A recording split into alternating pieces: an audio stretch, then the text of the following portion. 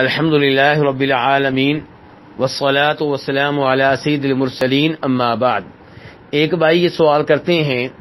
کہ رمضان کے مہینہ میں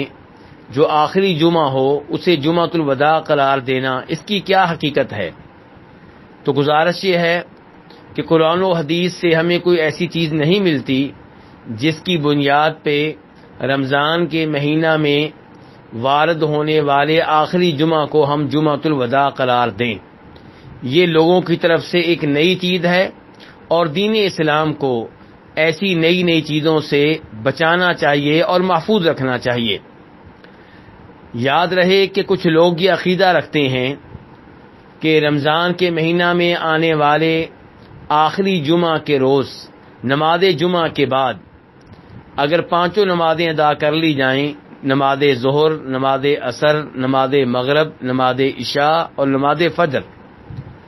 تو اس سے ان تمام نمازوں کی قضا ہو جاتی ہے جو سال کے دوران رہ گئی ہوں۔ تو گزارش یہ ہے کہ یہ چیز من گڑت ہے،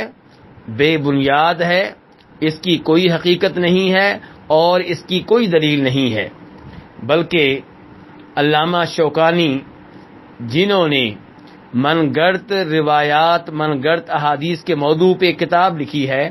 وہ اپنی کتاب میں لکھتے ہیں کہ ہمارے شہر صنعاء کے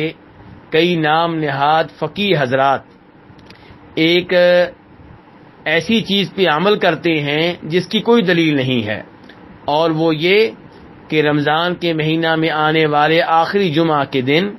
پانچوں نمازیں ادا کرتے ہیں اور یہ عقیدہ رکھتے ہیں کہ یہ پانچ نمازیں ادا کرنے سے ان تمام نمازوں کی قضا ہو جاتی ہے جو سال کے دوران رہ گئی ہوں، اور اس بارے میں ایک روایت بھی بیان کرتے ہیں جس کی کوئی حقیقت نہیں ہے، من گڑت ہے، مجھے نہیں معلوم کہ وہ کہاں سے لے کر آئے اور کس نے یہ گھڑی ہے۔